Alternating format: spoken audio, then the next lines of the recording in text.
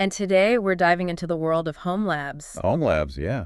We found this blog post by a tech enthusiast all about upgrading his home lab, and It's really interesting stuff. it is. It's not just about the technical specs and all that. Right. We'll get into, why people are so into home labs these days. The emotional side of it. Yeah.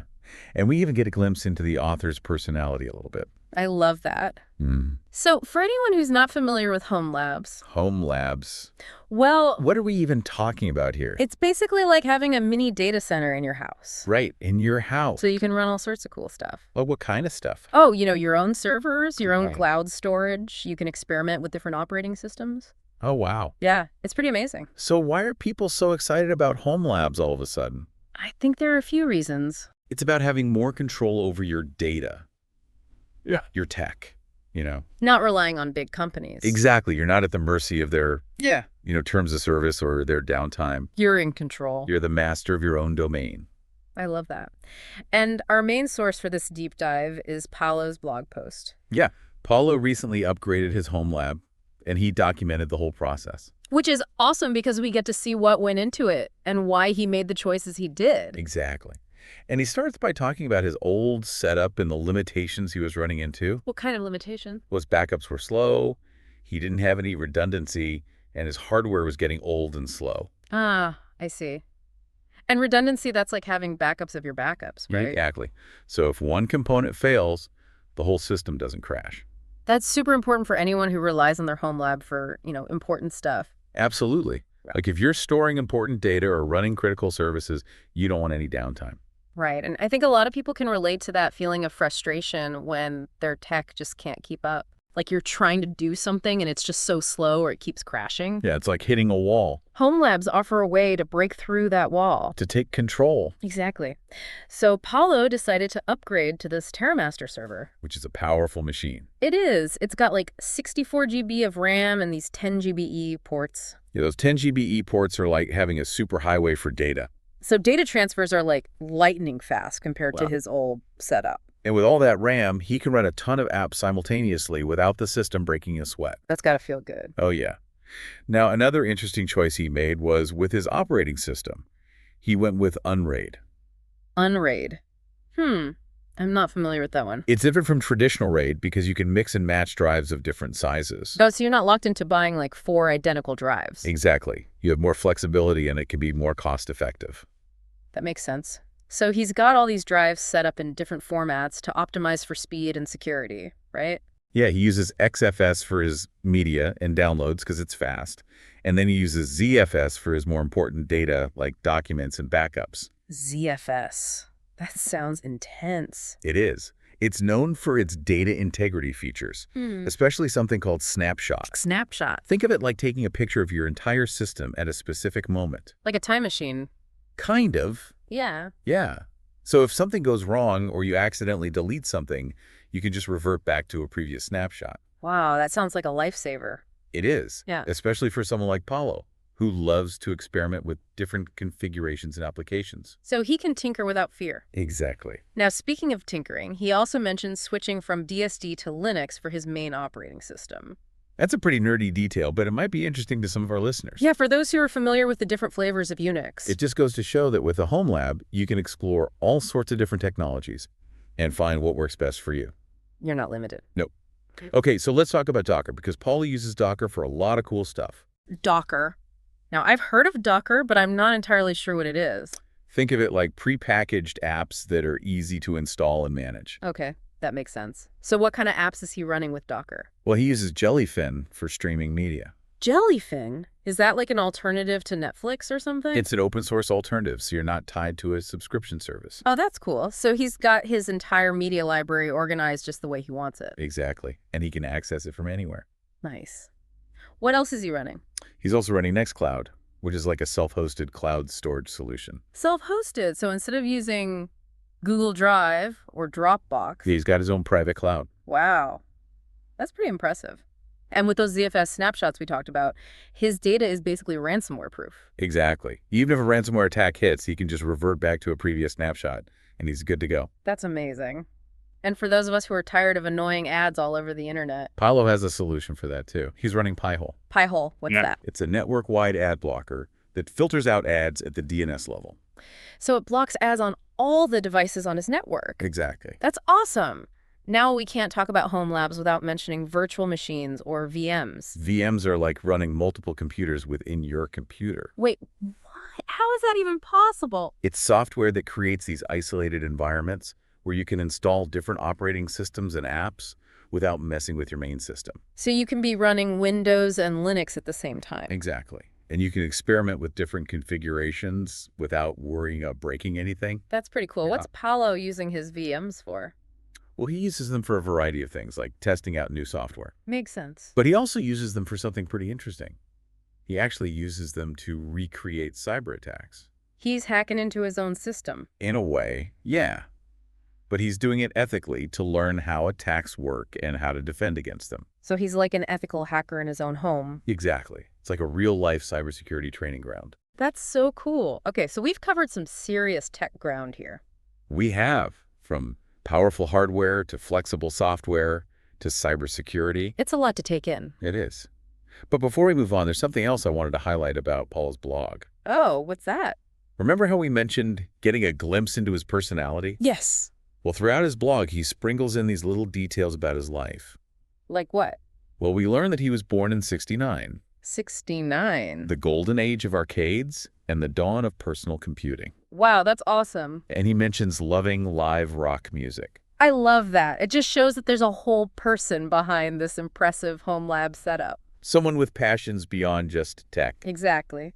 It's a good reminder that technology can be so much more than just functionality. It can be deeply personal. This leads us to a question for you, our listener. What tech do you have a nostalgic connection to? Something that takes you back to a specific time or experience. We'd love to hear your stories.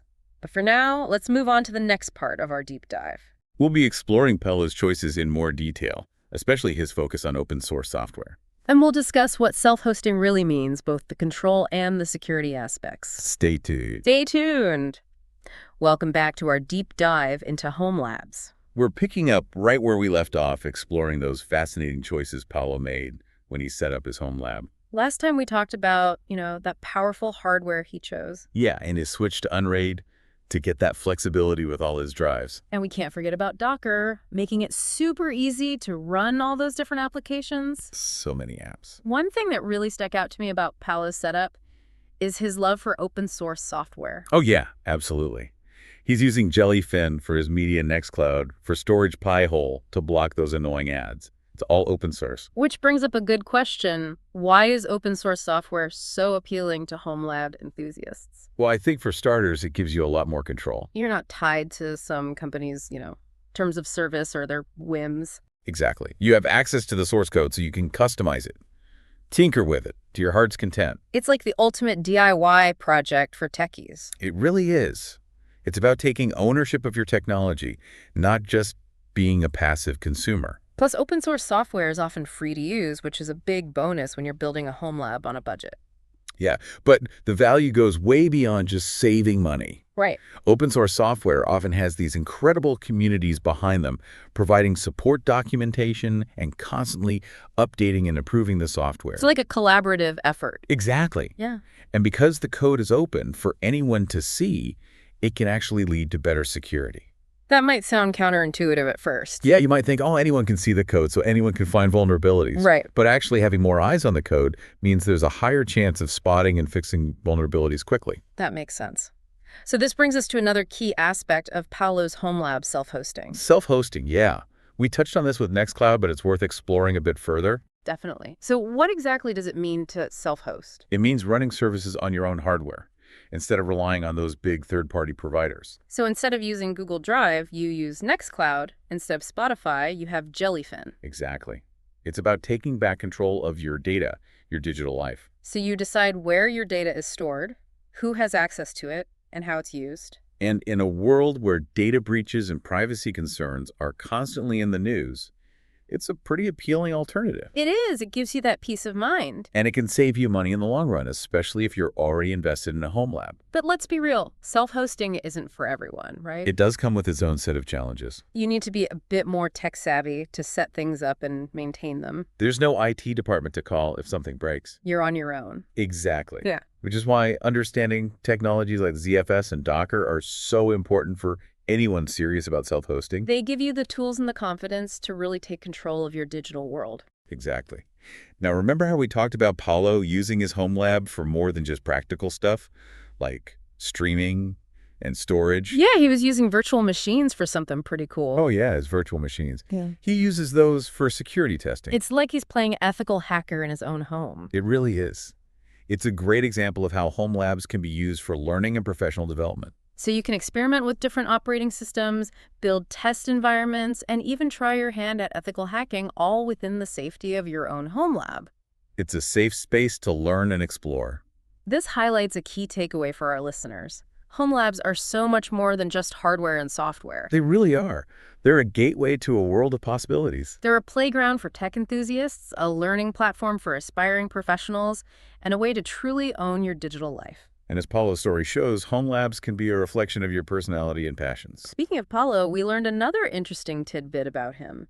He occasionally spins up those BSD-based virtual machines. Just for the nostalgia. He's got that soft spot for those old operating systems. Yeah, it shows that technology can have this emotional connection to our past. It reminds me of my old Commodore 64. Oh, the Commodore 64, a classic. All those hours spent playing those classic arcade games. It's amazing how even simple technology can evoke such strong feelings of nostalgia. It takes us back to a time when technology was maybe less advanced. But it had a certain charm. And sometimes it's nice to revisit those simpler times, even if it's just through a virtual machine. It is. So we have a question for you, our listener. Yeah. What technology from your past do you have a nostalgic connection to? What gadgets or software bring back those fond memories for you? We encourage you to take a moment and think about your own tech journey and the role nostalgia plays in your relationship with technology. It's fascinating stuff. And as we wrap up this part of our deep dive, remember that Paulo's Home Lab is just one example of what's possible. The beauty of home labs is that they can be tailored to your specific needs and interests. Whether you're a seasoned IT pro or just starting out. There is a place for you in the world of home labs. So stay tuned for the final part of our deep dive. We'll be exploring some resources and tips to help you get started on your own home lab adventure. Welcome back to the deep dive. We're wrapping up our exploration of home labs, inspired by Paulo's setup. We've covered so much, from Unraid and Docker to open source software and self-hosting. And don't forget those nostalgic feelings that certain gadgets can give us, right? Now, for anyone who's thinking, I want to start my own home lab, We gotcha. we've got some tips to get you going. Yeah, first you got to figure out what you want to do with it. Your goals, do you want to learn new stuff, experiment with different operating systems? Build your own private cloud. The possibilities are, endless. It's like any adventure.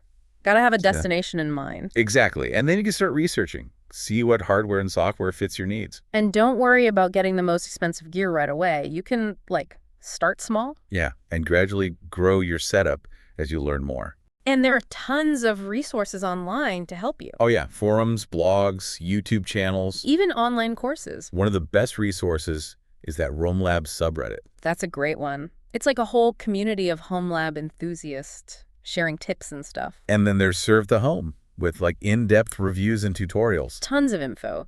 And if you want something more structured, Platforms like Udemy and Coursera have courses on all sorts of tech stuff. so you can keep learning as you build your home lab. It's really a process of constant learning. Exactly. Experimenting, pushing your tech boundaries. But most importantly, have fun with it. It's your own digital world, So as we wrap up, we want to leave you with one final thought. Technology is more than just, a tool. It's a way to be creative, to learn, and to, express yourself. So go out there, experiment, and build something awesome. Keep diving deep and keep learning. And remember, the world of tech's always changing. Stay curious.